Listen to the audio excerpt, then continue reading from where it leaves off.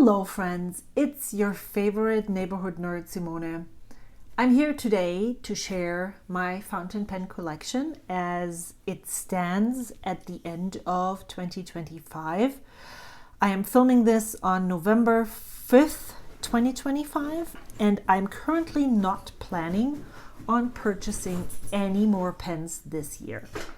I am pretty happy with what I have. The pens that I have on my wish list, which if you're interested in me making another wish list video, I've done these in the past, but I haven't done that recently. Let me know in the comments down below.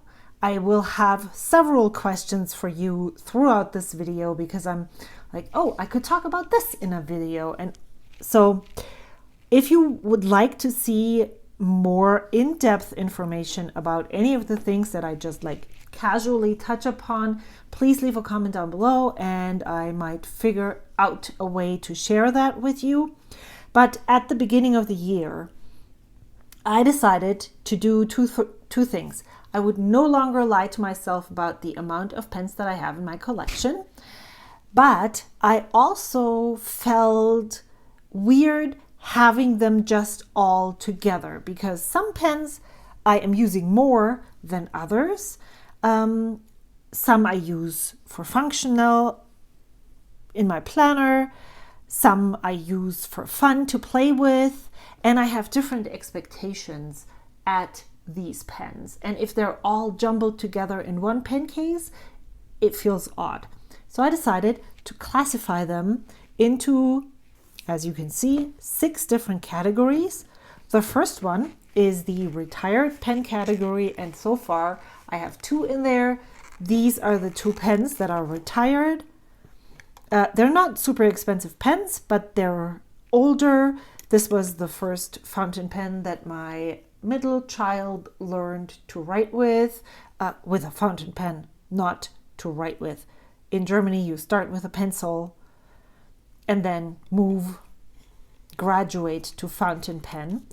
And this was the fountain pen that I used for years throughout high school. And those are both retired now. They're part of my collection. They count into the number. I'm counting all of the pens that are here, and I actually cannot tell you the number of pens I currently own because somewhere along the line, I lost track. I haven't counted in November. I will do that towards the end of the year. And it's not an important number for me anymore. I'm happy with the collection size that I currently have. But we will go through. Then I have just here pens, and those are mixed in with my functional pens or pens that were gifted, pens that I don't really use for many things. Like this one, this is a Jinhao 1919. I can use a Pilot Parallel nib on here. I currently don't have one that I can put on here, so there's nothing on here. This one was a gifted pen just recently. I haven't tried it yet. It has a Sheaffer nib on here, or actually a whole grip section. I haven't tried it out yet. Maybe I will put it into my rotation pens, but I don't know yet. So this lives in here. Very random pens that I have because they just ended up in my collection at some point and I'm not currently using them for anything, but I also never really seek them out to be in my rotation when I am inking pens, to be in my fun pen ink rotation. I'll elaborate on that when I get there. And then this, for instance, is one that I don't really want to sell because it's fun to have, but it's not one that I use. This is also kind of like a fun pen. I'll use maybe a double broad nib on here with a weird ink and then stick it into my fun pen case if I choose to ink it. So that's what these pens all are. I call them Just Here. They're usually not super expensive. It wouldn't make sense to sell them or give them away, because what if I need them for something? Like recently I thought about using my Diamine Forever ink samples, and there's definitely some pens in here that I would like to use for that. I then have a category of functional pens. They're in here as well. But this one, for instance, this is a Pilot Vanishing Point with an extra fine nib. I use this sometimes in my planner. It's empty and I need to clean it.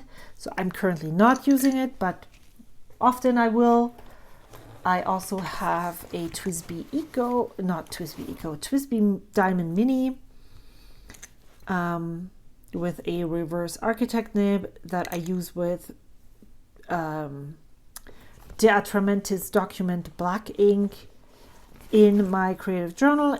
I use it functionally, and it's not something where I go and choose pretty paper, good paper, where I will like the writing experience with. This is for functional purposes.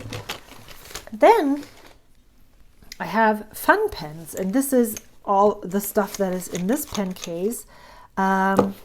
These are Moonman Wansai Minis, probably Wansai Mini, maybe I'm not really sure anymore, where I unscrewed the nib section and stuck in a Pilot Parallel nib unit. These are Benu Pixies that also, you don't pull the nib unit, you use the whole section and screw it onto the pen. So these are all used for fun, and many of these actually have been inked for almost a year now. I think I inked most of them in January. This one was in my currently inked rotation at some point. This is the last that I have of this ink. It's still quite full. And I love the ink, but I'm not really interested in purchasing a bottle of this ink. So I will just use it to play when I'm doing inky messes. And so that is in here. That's this pen case, and that's those pens. I also have a collection of pen bodies that don't have nibs on them anymore. The nib from this Kaweco Sport I put on a Pixie nib unit. So if I want to use my Benu Pixies with nibs instead of these Pilot Parallel sections, then I can put that on here. I also have two Sailor pens that I use the nibs on other pens. So the bodies are still here, but the nibs are used on other pens. And then the same thing, two Pilot pens that have let me take their nibs, and I'm using them on other pens. So the main thing that I want to show you today is the pens that are in my rotation. I'm not sure how I want to call that subsection of my collection. Those are the pens that I rotate through and ink, and I like using great paper with them. I like choosing specific colors of inks, and I love writing with those pens. Letters in my journal. Sometimes I take notes in my YouTube notebook that has fountain pen friendly paper, but that's what these pens are for mostly. And none of the other pens usually are part of that rotation. So I have thought, because I have recently gone and sorted my pens by acquisition date, I thought let's do that and show you them in order of acquisition, or at least not sure they should be sorted actually, like the one that I bought in the beginning of the year is in front of the one that I bought after. But I started buying more fountain pens and getting deeper into the hobby in 2021. In September of 2021, I purchased 2 pens. And I put some sticky notes here so I would remember which year is what. But what is really interesting is that I have 1 pen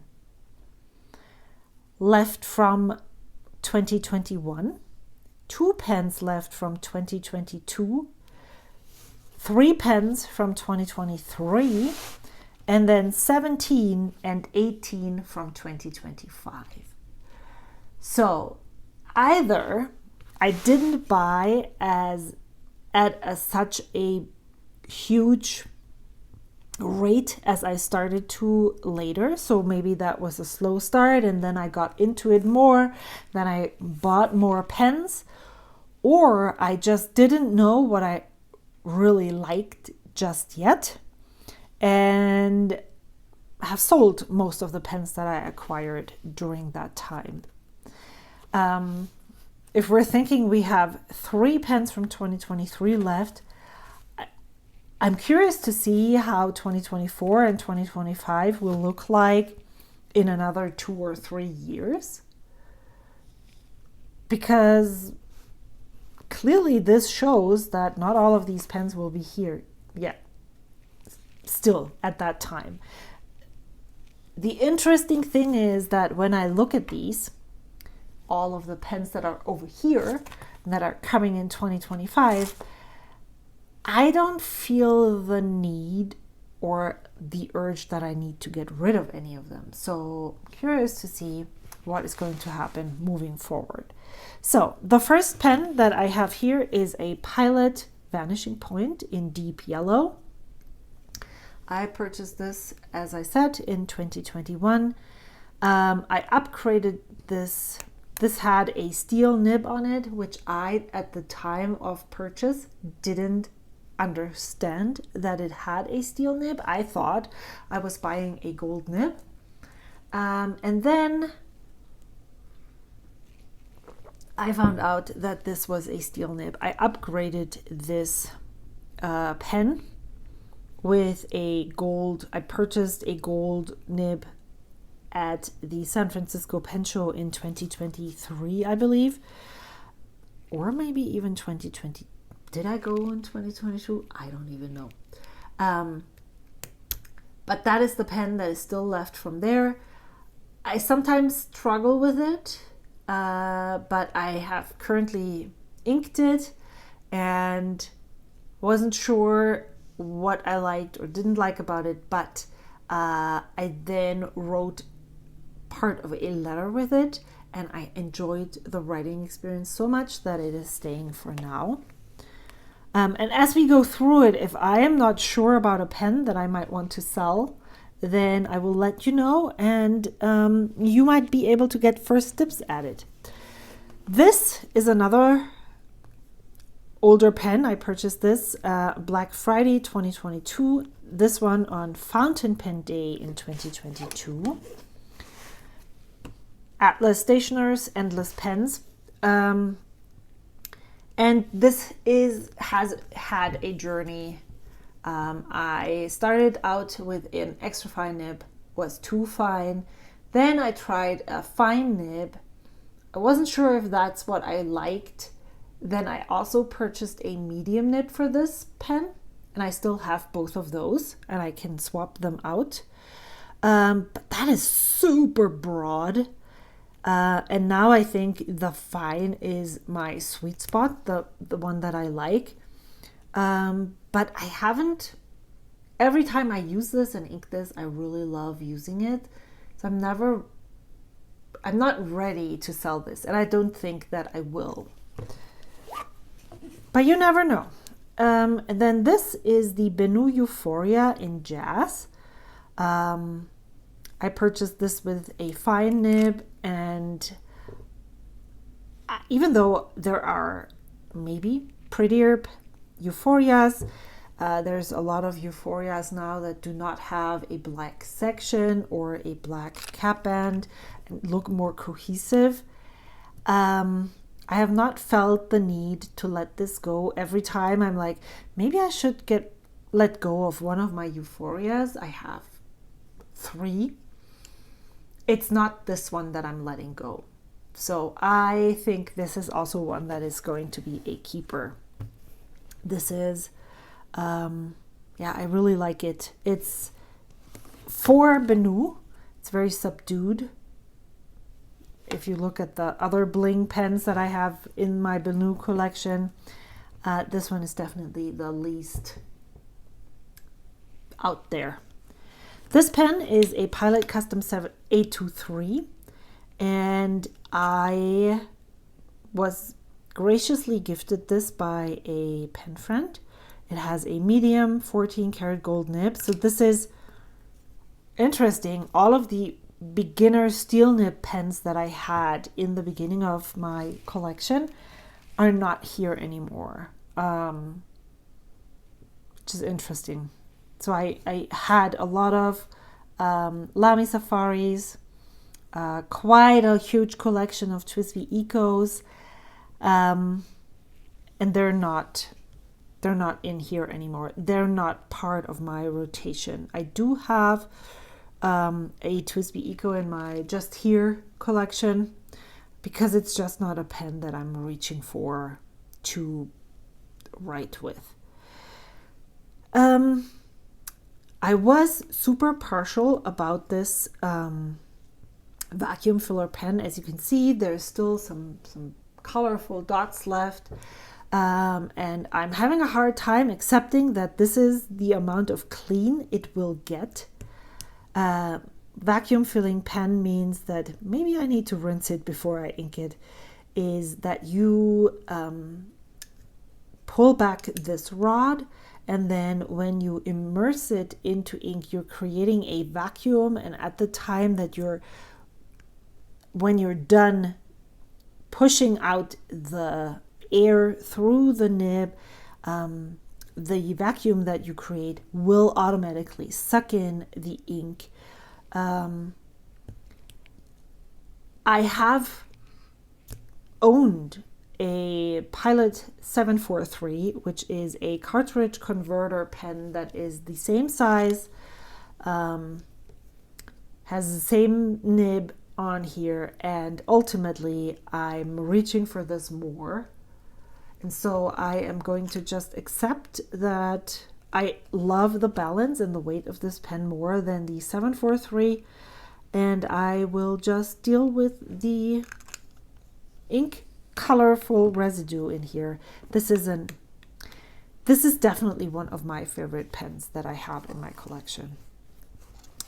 This one is a Benu Euphoria again. This is the Atlas exclusive Gold Coast.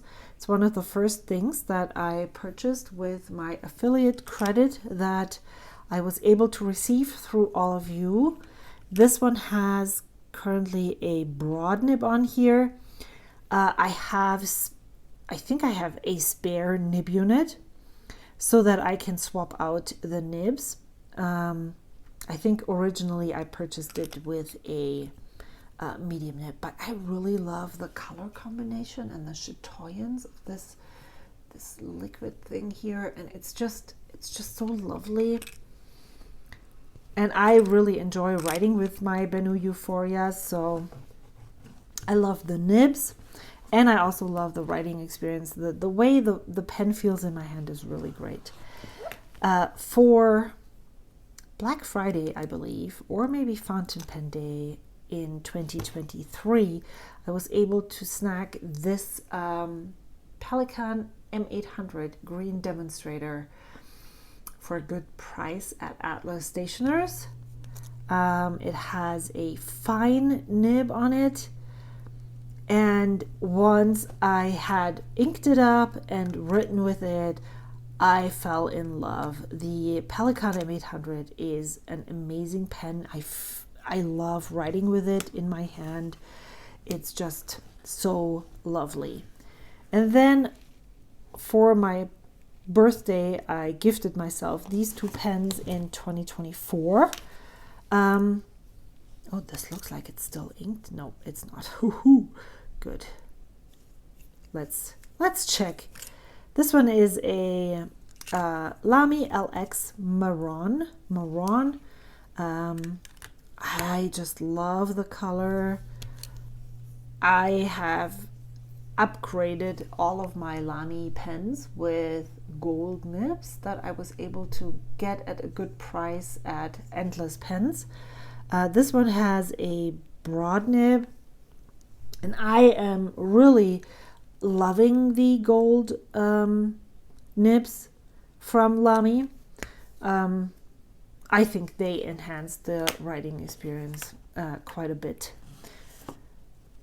There's not a lot to say about this. This one is an Opus 88 that I'm not so sure about.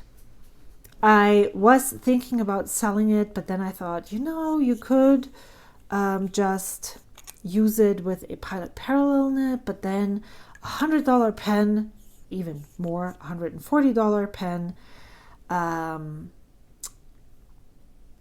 with a Pilot Parallel feels like super excessive. And so I'm not sure if this is one that I'm going to keep long term.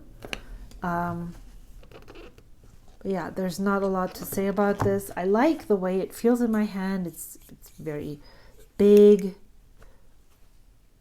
There's no nib on here right now, as you can see, because I just wasn't really sure if it's supposed to stay or not. Then I fell down the Sailor rabbit hole and I purchased quite a few in quick succession. This was the first one. It was a super good deal on Amazon. It's the Imperial Black, and it has, I don't really know what the black coating is, or this dark gray coating.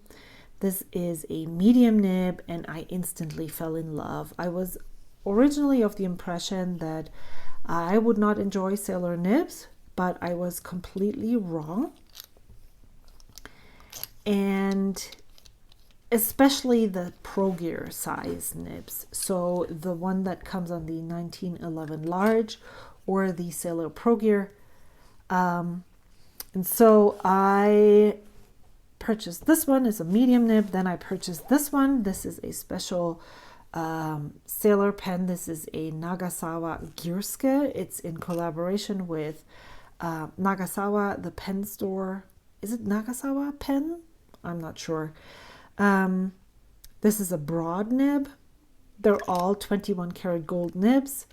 I saw this on Carrots and Olives channel, and it has the Kobe ink bottle on the finial. This one I would like to get a nib grind on. I don't enjoy this broad nib as much as I enjoy another broad nib from Sailor that I have in my collection. And so I think I will enjoy it more when I have a grind on it. But this is just such a lovely pen.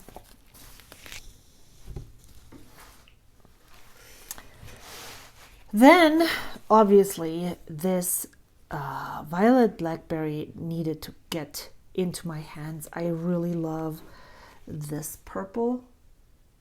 And then this awesome colorful grip section with the matching finial.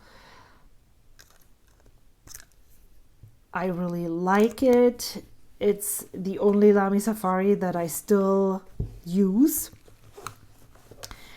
Then I have been able to purchase this one secondhand from a friend. This is a Waterman Karen in royal blue with a fine nib. This is one that I was able to get at such a good price that even if I'm not always 100% sure if this is the pen for me. I will keep it because I will never get this at such a great price. The issue that I have with this pen is that it is sometimes feels like it's quite a dry writing nib.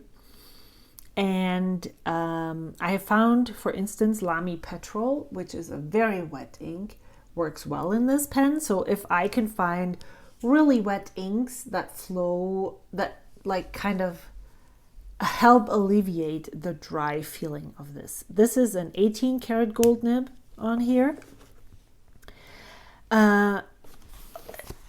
As you can see, there is no Maker pens in my early collection, and then we start. This is the first one that I still have left. I did have other pens, but at some point I wanted something else more. This is a Mayfair pens in Vanyar, in the Vanyar model. I think the most pens that I own of one single maker is from Mayfair. This is their Vanyar model. I loved this neon yellow green and the way he combined it with this resin, this swirly resin. I unfortunately have no idea what this resin is. I was told it once and then I forgot to write it down and I don't remember anymore. I think one of the reasons why I really like Mayfair pens is because he combines more than just one blank, and I just love the way he combines these different blanks with each other. There's always some kind of tension there. It's not always happily ever after. It's more like a, oh my gosh, there's a tornado, but oh no, it's not. It's super pretty actually if we consider the whole thing. The interesting thing about these Mayfair pens is that the grip section looks much different than on your regular pen. It is here, and then you would screw in the nib unit right here, and then the nib would stick out here, and this is where the cap screws on. In the beginning, I did have quite a bit of a problem with my fingers getting feeling stuck on this very sharp edge, and so I asked him to smooth it down for me, and this is making all the difference for me. Then I have 3 pens that I purchased at the San Francisco Pen Show in 2024, which is, this I also purchased at the San Francisco Pen Show. This is a Sailor Pro Gear Slim in the Lion Friends Sally. I am just so happy about this color. It's not necessarily my preferred pen size, but I like the color and the design of this pen so much that I am working with the smaller pen. Then I also purchased this Leonardo Momento Zero Grande in Primary Manipulation PM Light from Jonathan Brooks. It has a medium titanium nib. This is a number 8 size nib. It's a chunker of a nib, and it's a really lovely pen that I still enjoy very much. And if you remember, I had quite an extensive Esterbrook Estie collection at one point. This is the only Estie that I still have, and I am not sad about it at all. This is their Back to the Land collection, and this is the Funky Lake. I love this color. I love the color blocking, so this probably will stay. I then ventured out and purchased a Sailor 1911 Large Wicked Witch of the West in Broad.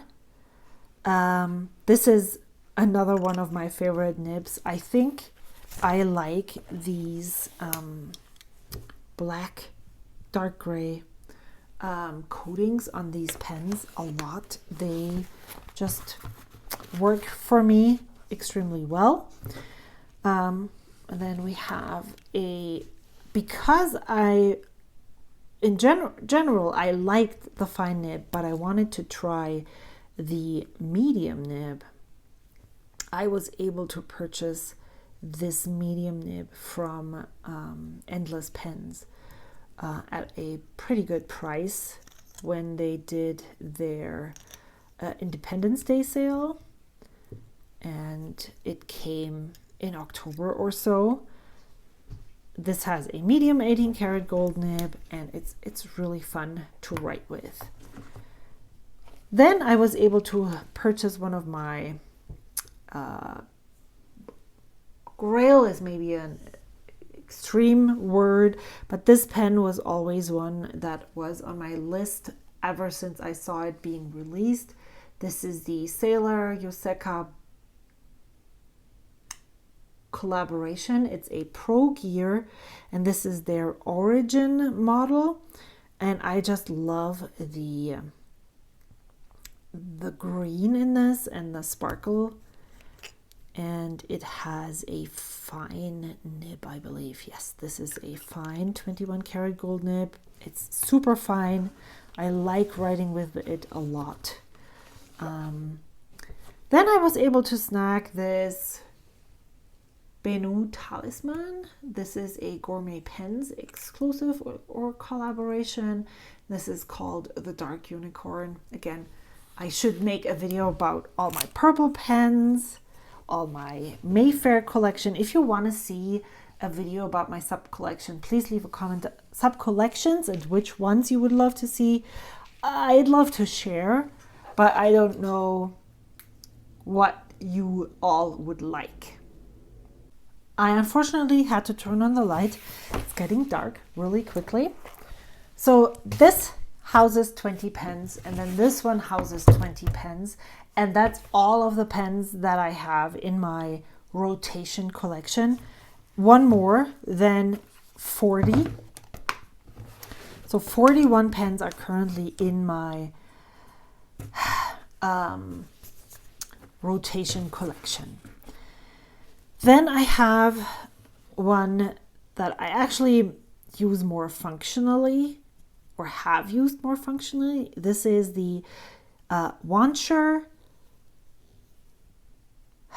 Pro Gear, Sailor Pro Gear, Hawaiian Ripe Coffee. It has an extra fine nib, and this extra fine nib is so smooth and so fine. It's something that I never thought I would enjoy writing with, but I do. And yeah, it's one of those, maybe it's not in my always rotation, but I put a gray ink in here, and the way this writes with a gray ink is just so lovely.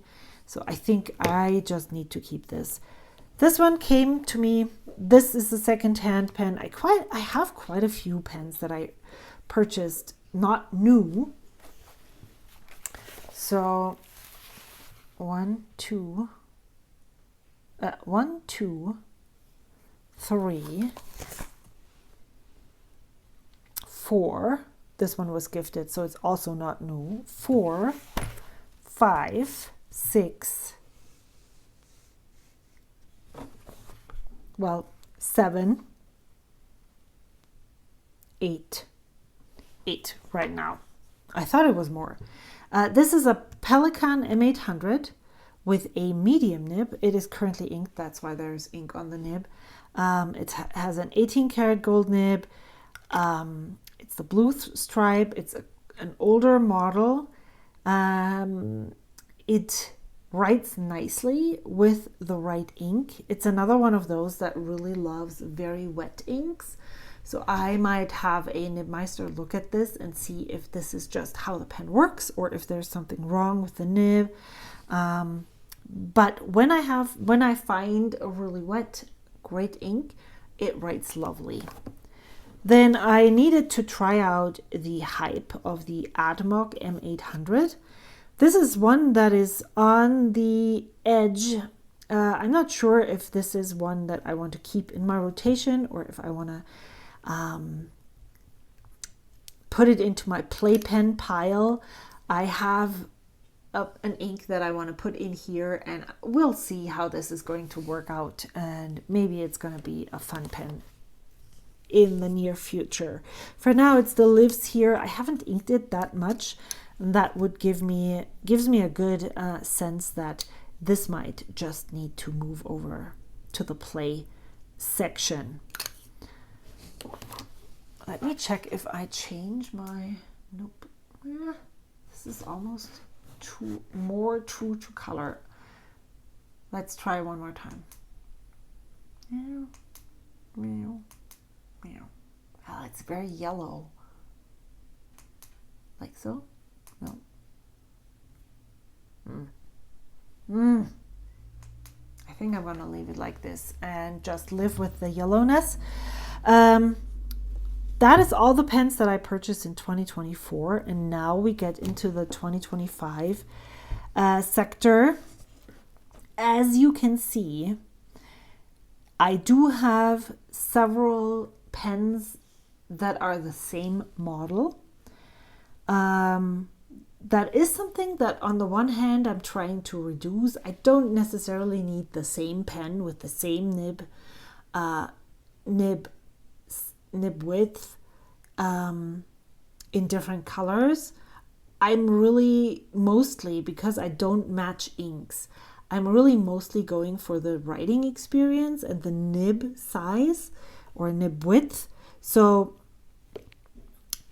this is a rare occurrence. Let's continue though with this one. This is a Skogsy Choya, and I saw this in the beginning of the year, and this is a blank that was poured by Enigma Stationery, which is just the most beautiful blank, and I fell in love with this. I love the minimal style of Skogsy pens, and so I was able to snag this. It currently houses my medium monarch nib. And then I was able to purchase this Pelikan M800. I sold some other pens that I didn't want as badly as this one. And then I actually repeated the nib size of the green demonstrator Pelikan that I have. And I'm thinking about getting a grind on this one. As I said, I really don't need the same nib size, nib width on the exact same pen. So that is one of those that is potentially being ground. The only thing that I'm not sure yet is what exactly I want it ground as. I love how awesome this cream blue color looks. It's just so different to the other Pelikan M800, which is like, I don't know. I feel like this is more me, this is not, but I'm just so drawn to this whole pen. And because I was able to sell pens, I was able to finance this with the money that I made from the sale of those pens. And so I thought, why actually not? Then another Mayfair pens. This is a Noldor model. I cannot tell you much about the blanks. This one currently houses a nib. This is the Franklin Christoph medium sig nib. I really enjoy that nib specifically. This pen that usually goes here, that's why there is an empty spot, is a Bone Crusher 7 Studios in cherry something. It's a diamond cast in a dark wine red color. I'm thinking of letting that one go because I have another one here. However, I sent this to a friend to try because they were wondering about Bone Crusher 7 Studios pens and if they would like them. Yeah, but when it comes back, I might keep it, I might not. I have a problem, and the problem is that I don't necessarily enjoy regular JoWo nibs. I'm not really sure what exactly it is that I don't enjoy. Maybe it's just the finer nibs, because every time I have that experience, it's with a fine or a extra fine nib. So maybe I need to give the medium broad and double broad nibs another chance. I like them when they're ground, like this Franklin Christoph Sig Medium, but I'm really having a hard time enjoying the nibs. And so what happens is that I am Frankensteining these pens. That's why you saw those pen bodies. I removed the nibs. I was able to purchase housings and sometimes a feed to put them onto JoWo nib units, JoWo sections like this one. So the black thing that is screwed in here is from Flexible Nib Factory. And then I removed the nib and feed of my Sailor pen by yanking it out and putting it on here. And now I'm able to use a Sailor nib with a Maker pen. However, I don't have as many awesome Maker nibs or Sailor or Pilot nibs as I have Maker pens. And so I'm trying to figure out where that balance is between maybe I can get some nibs ground to make them more interesting and more lovable for me. But in theory, I probably don't need that cherry bomb, cosmic cherry Bone Crusher 7 Studios. I don't match inks to pens, so even if I was going to use a dark red ink and I wanted to use a Bone Crusher 7 Studios, I have the pen right here and I can use it with that. Then I purchased the Lamy All-Star in Aubergine. This is a pen that in theory I would love, but in practice it's just not aubergine, and that just sucks. As you can see, there's currently not a nib on here. I need to do some housekeeping. And then I had it engraved with mansplain and misogyny, which makes it basically unsellable. So it's still here.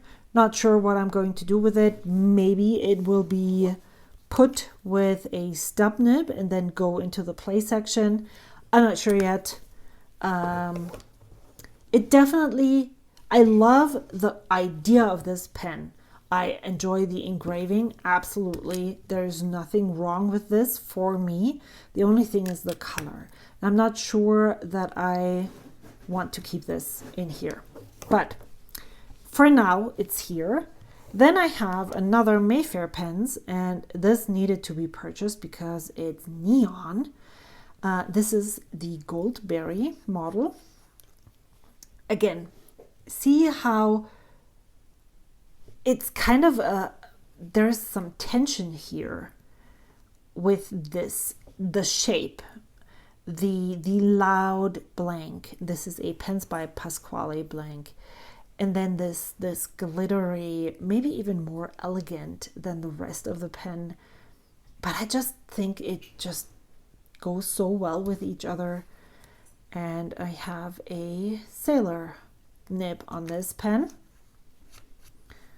Then this is a pen that I was able to have Bone Crusher Studio make for me. This is a, oh my gosh, I forgot the nib maker. Harvest Bell is the blank, and the nib maker is I don't know. what I love about Bone Crusher 7 Studios pens is how the threads are growing. There is no step up between the grip section here. It's flush here, but it's also flush here. So it grows with the section. And I just think that is such an amazing craftsmanship in there. There's a lot of stuff to say about pen makers. And yeah, I don't want to diss anyone, but I just love that aspect of Bone Crusher 7 Studios pens, where I love the way that Mayfair pens, for instance, combines resins with each other. Then I have quite a few maker pens. This one is a Hawktown pens. That is Blue Nebula, I believe, by, I don't know the blank maker yet, again. This is my Schoen Monarch nib in fine. And I am currently having issues with this pen yet again, where there's always ink in the cap and on the nib. And it has happened with various different nibs so far, and I am not sure what is going on. But this is such a super lovely model. The craftsmanship on this pen, again, is outstanding. The polishing is amazing. It posts. I would use it both ways. Either way works for me. It's long enough, unposted, to be held without and not feel like it's too tiny, but it also feels nicely posted and it's secure. So yeah, another one that I really love, their craftsmanship. Then this is a pen that I swapped with Wendy Sue. This is Relic Pens. I have no idea what the pen model is, what the blank is. It's hollow sparkle, and that's why it's in my collection. This is another one of those that is like, but if I find a really great nib that I can put on here, it currently has my broad sig nib on here. Why wouldn't I keep it? I swapped it with a different pen, so there was no, financial loss in that. And then I have my Ursa Minor by White Bear Pens. I would in an instant purchase another one of these. This is the only pocket pen that is like outstanding. It's so well thought out. The cap posts deep enough so it's not wobbly. It makes it, oh, what is this? There's something here. It posts deep enough so that it's exactly the right length in my hand to feel not too small. I wouldn't call it full size, but it's like almost full size. Well, is there a Lamy here? Yep.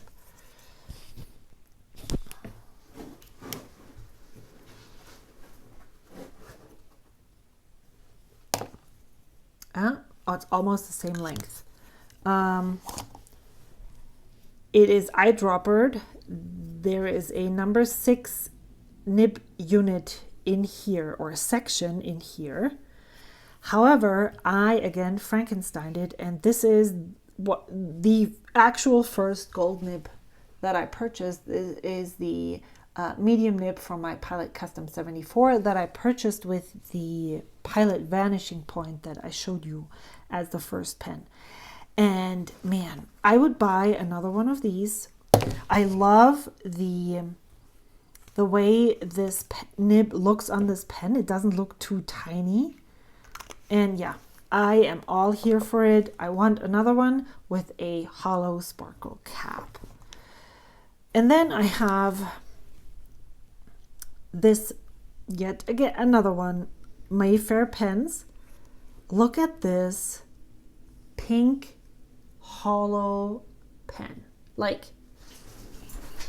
Awesome. I put another Frankenstein pen nib on here. This is an FA nib from a Pilot Custom 742. I rigged it with an ebonite feed and obviously the nib housing from Flexible Nib Factory, and this is an eyedropper pen. And when I have ink in here and I have this pen, it just works so well. The ink flows amazingly. I think this is a forever pairing for me. Max is getting very unhappy with me. I have 1, 2, 3, 4, 5, 6, 7 pens left.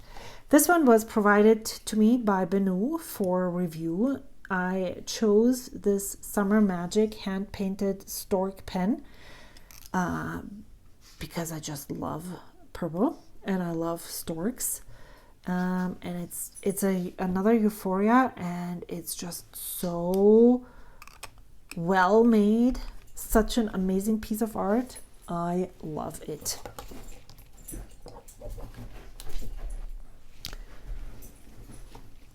I then was able to purchase this Lamy Itoya collaboration secondhand. This is where the other gold nib is, and I just really love how laid back it is. It's a matte finish. It feels a little different, and if I would have to keep only one Lamy pen, I think this would be it. Then we're going fast. This is a Papa J Studio pen. I saw this and I fell in love with it. It has hollow cap. It has this beautiful flower finial, and then this loud hippie it reminds me, I always say this, reminds me of a hippie woman. I would call myself a girl in that instance, just to be clear. With long hair, braided flowers in her hair, and flared out jeans with a batik shirt. That is what this pen reminds me of. It's the only Bock nibbed pen. It's a fine nib, and I love it. So it must be something with the Jovos that is a problem for me. These two pens are Benu Hots. I just recently received these for review. I wasn't sure if I liked them or not. One is a broad, one is a medium nib. This is the Allure, this is the Satin, and man, I love these. Because, as I said earlier, I have such trouble with the Jowo nibs, I thought maybe I could get some grinds in these nibs now that I have more than just fine, medium, and broad. Could be interesting to see how these perform with grinds on them.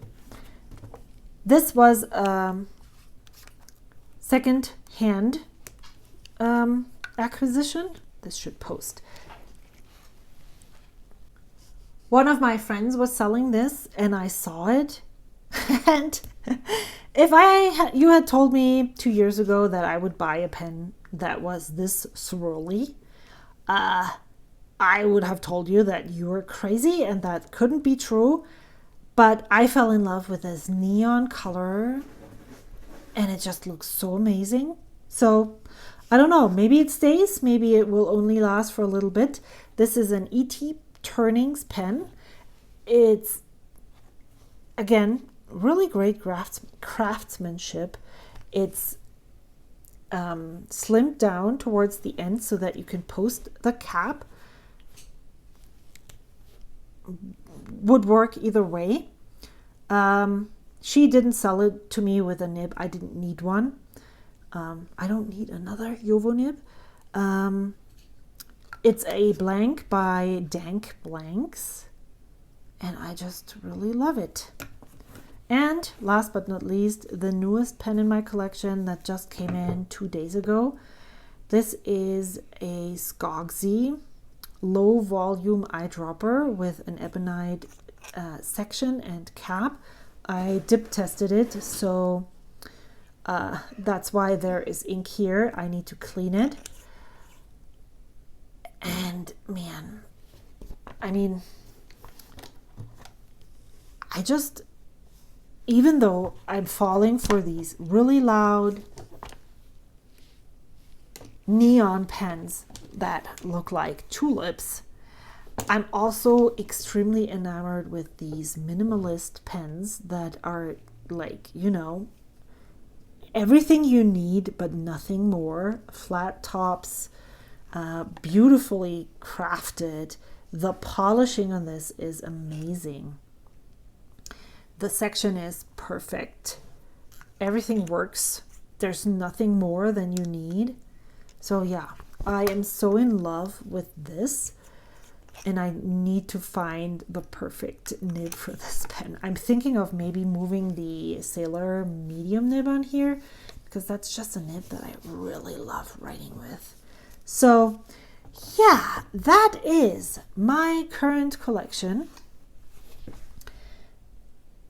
It's more than I need, but it's all that I want currently. It is 41 rotation pens, and then some more, obviously, that make out my collection. I'm really happy with what I have right now. I don't feel like when I went through these, yes, there are some that might be on the edge that I'm not 100% sure if they're gonna make it years and years and years, but they're not. I'm not done with them just yet, if you know what I mean. I'm not ready to let them go just yet. I want to experience them some more.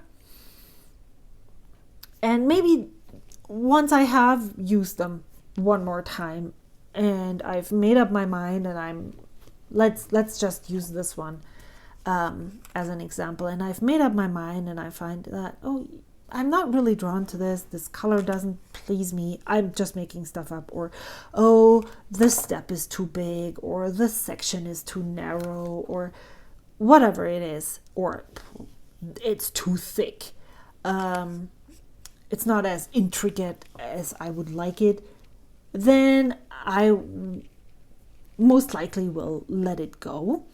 But I haven't come to any of that stage with any of the pens that I have currently in this rotation collection. And I'm really glad about that. I definitely want to spend a lot of time with the newer pens that I have just recently acquired. I haven't even inked either one of these pens yet. And there are some that I have only inked once so far. So unless it's like, oh my God, this is not going to work for me at all, these are all definite contenders to stay for a long time. As you can see, came from the manufacturers or brands that you can buy multiples of, that are made in factories in the beginning, through to a more maker pen era right now. That JoWo thing has been with me for a while, and once I realized that I can move nibs from these brands, I mean, I could even move the M800 nibs over to maker pens. I was all over it. The only thing that is happening with these is that you basically invest in two pens. You pay the maker for the pen, and then you pay the other maker for the nib that you remove. So I'm on my wish list in 2026 is probably more stuff that I like, looking for secondhand pens that are extremely affordable because someone doesn't want them anymore, that I can take the nib and stuff it onto a maker pen. Okay, I don't want to keep you any longer. Thank you so much for taking the time and chatting with me about my pens. If you have any questions, leave them in the comments down below. I really appreciate you hanging out with me today. Thank you so much for watching. I hope to see you again soon. Bye.